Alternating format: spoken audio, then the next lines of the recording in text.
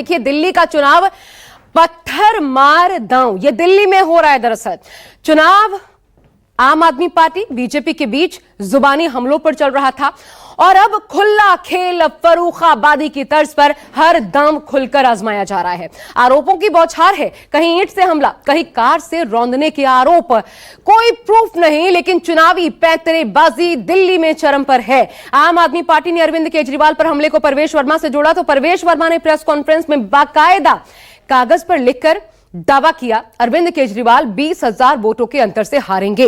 दूसरी ओर कांग्रेस की तरफ से अरविंद केजरीवाल के प्रतिद्वंदी संदीप दीक्षित भी कह रहे हैं अरविंद केजरीवाल की हार तय है। तो क्या वाकई नई दिल्ली सीट पर इस बार अरविंद केजरीवाल के लिए मुकाबला पेचीदा है? बीजेपी और कांग्रेस के बीच कहां खड़े हैं अरविंद केजरीवाल? देखिए दिल्ली का चुनाव कैसे हुआ पत्थर मार।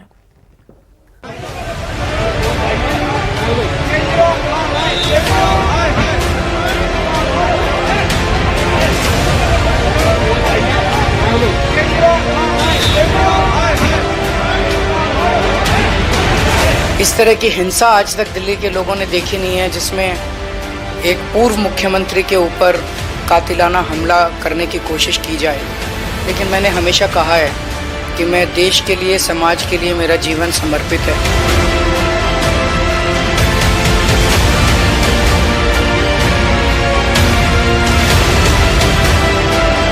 यहाँ की सड़कों के ऊपर में नौजवान आपसे रोजगार की बात कर रहे हैं, तो आपने अपनी ही गाड़ी उनके ऊपर में चढ़ा दी।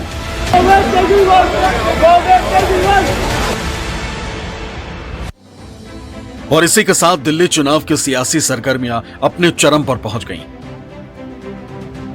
अब तक जो चुनाव मुद्दों पर लड़ा जा रहा था, फ्री बिजली, मुफ्त पानी, मुफ्त दवा जैसे मुद्दों को लेकर सियासी पार्टियां एक दूसरे पर आरोप प्रत्यारोप लगाती थीं।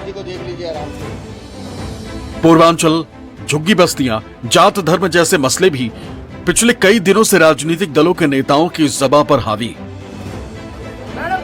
लेकिन अब उसी चुनाव में कातिलाना हमले की भी एंट्री हो गई।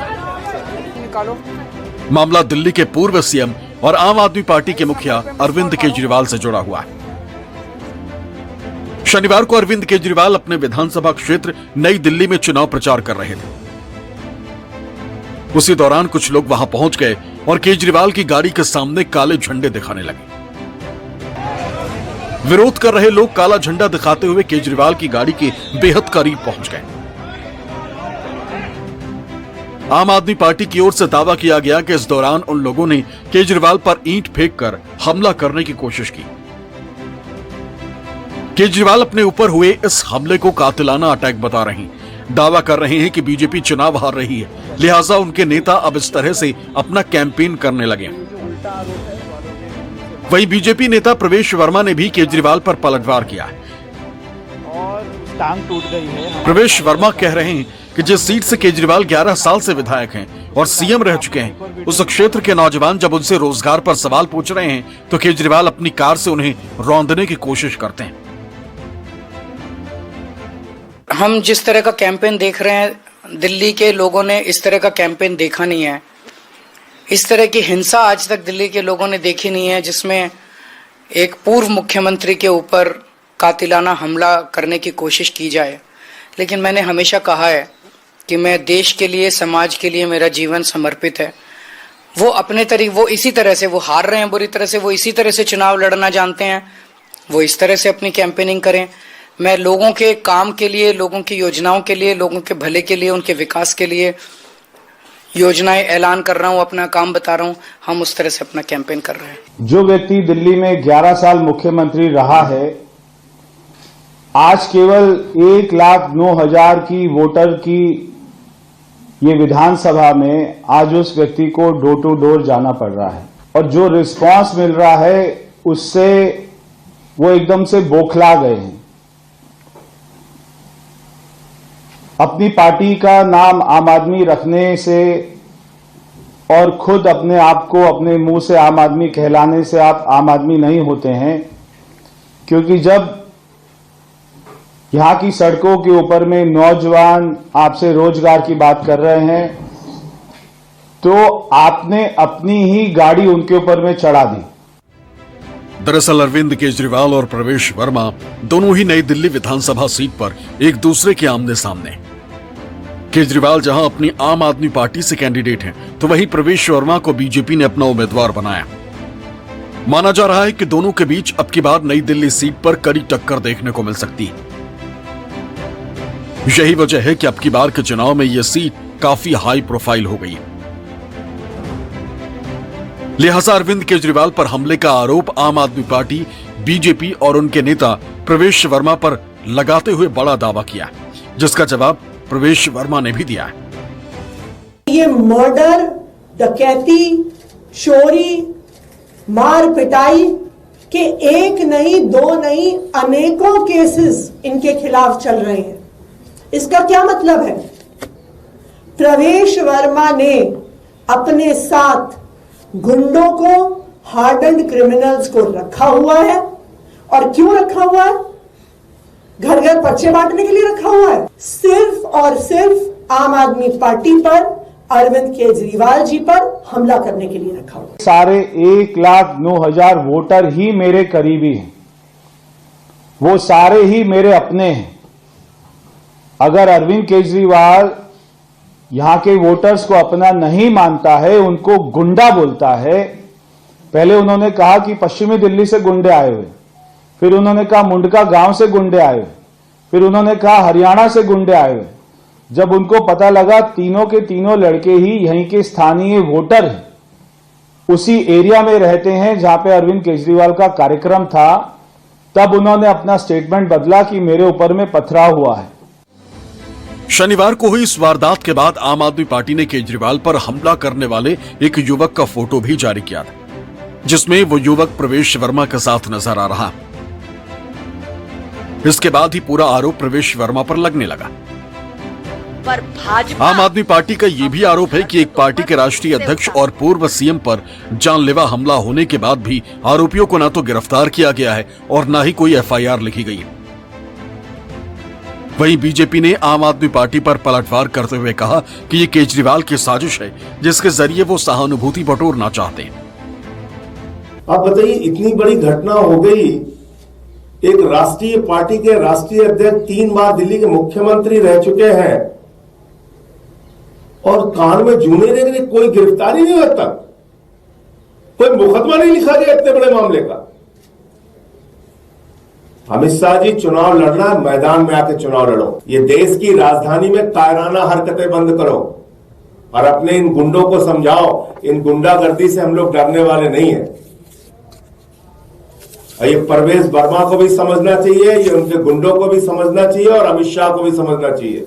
अरविंद केजरीवाल इतने मदमस्त हैं कि ना तो वो हम जब सवाल पूछते उसका जवाब नहीं देते, मीडिया कोई सवाल पूछता उसका जवाब नहीं देते, और तो और जब क्षेत्र की जनता उनसे कुछ पूछने की कोशिश करती है तो इस तरह की नौटंकी करते हैं।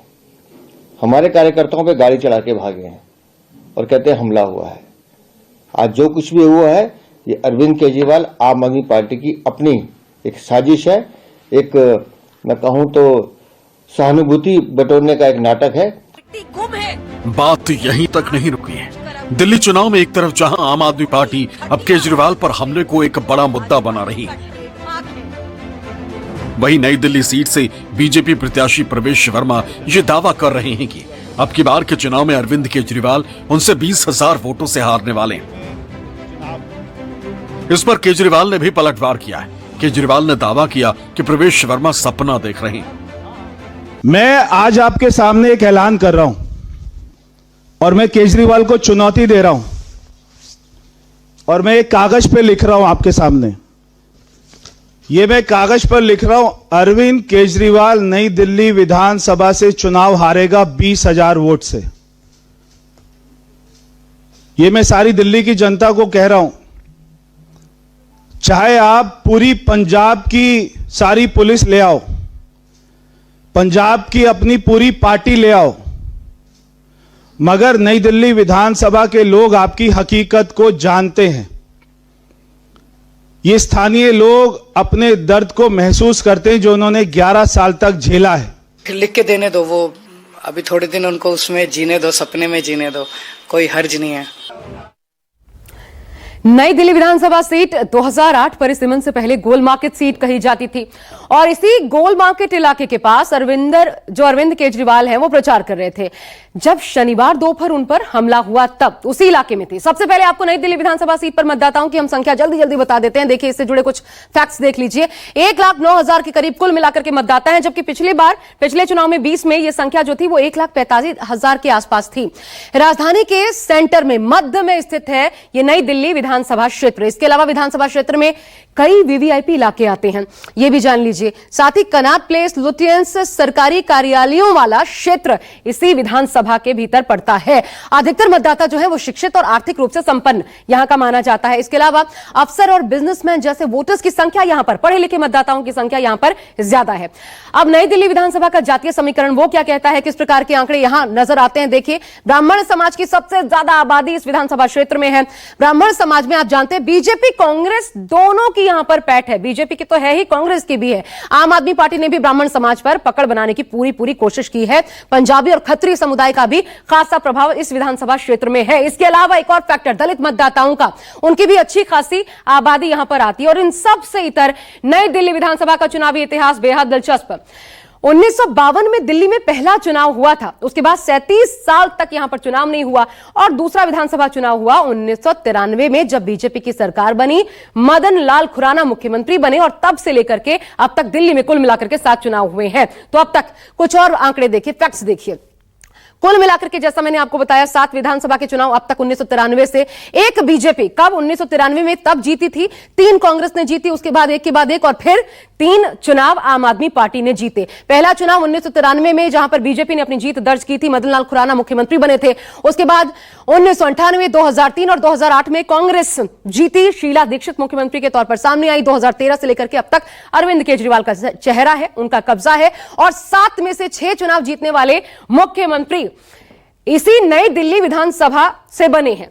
और जो भी चुनाव यहां पर जीतता है वही सीएम बनता है। सिर्फ एक चुनाव अगर आप छोड़ दीजिए, 93 का, जब बीजेपी जीती थी, मोतीनगर से मदन लाल खुराना जीते थे और वो मुख्यमंत्री बने थे। नई दिल्ली विधानसभा से कीर्ति झा आजाद बीजेपी से जीते थे। तो कुल मिलाकर के यह स्थिति इस विधानसभा में देखने को मिल रही है, टक्कर बराबर की देखने को मिल रही है। और इस बार भी बहुत संभावना है कि इसी सीट से जीत दर्ज करने वाले हो सकता है अरविंद केजरीवाल सीएम बने। और अगर मामला पलटता है, बीजेपी आती है, तो परवेश वर्मा सीएम पद की सबसे प्रबल दावेदार नजर आ रहे हैं। आम आदमी पार्टी पर एक फिल्म बनी है। इस फिल्म को आज हमने पत्रकारों को देखनी थी, उनके लिए एक स्पेशल स्क्रीनिंग रखी गई थी इस फिल्म की। आज सुबह ही पुलिस ने वहां पहुंच के उसकी स्क्रीनिंग रुकवा दी। तो बीजेपी इतनी क्यों डरी हुई है इस फिल्म से? ये शनिवार की बात थी, लेकिन रविवार को दूसरे दिन भी आम आदमी पार्टी अपनी डॉक्यूमेंट्री को लेकर मैदान में थी।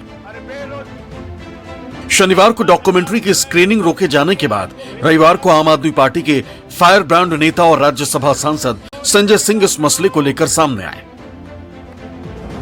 संजय सिंह दिल्ली के गोदावरी ऑडिटोरियम में आम आदमी पार्टी और उनके नेताओं पर बनी डॉक्यूमेंट्री की स्क्रीनिंग के लिए प्रेस कॉन्फ्रेंस करने वाले थे। लेकिन संजय सिंह का दावा है कि उनके प्रेस कॉन्फ्रेंस को ही रोक दिया गया। मैं पूछना चाहता हूं, एक डॉक्यूमेंट्री दिखाने के लिए जिसमें कोई चुनाव प्रचार नहीं है, जिसमें कोई वोट मांगने की अपील नहीं है, ऐसी डॉक्यूमेंट्री पे क्यों बैन करने पे लगी हुई है भारतीय जनता पार्टी? ऐसा क्या डर लग रहा है भारतीय जनता पार्टी को उस डॉक्यूमेंट्री से? कल आपने बहाना किया कि वहां लोग इकट्ठा हो रहे थे, और उसके बाद पुलिस क्या कह रही है, बयान दे रही है। चुनाव आयोग कह रहा है ना वहां कोई परमिशन की जरूरत थी, ना हमसे परमिशन मांगी गई। आज आपने आके यहां परमिशन कैंसिल करवा दी।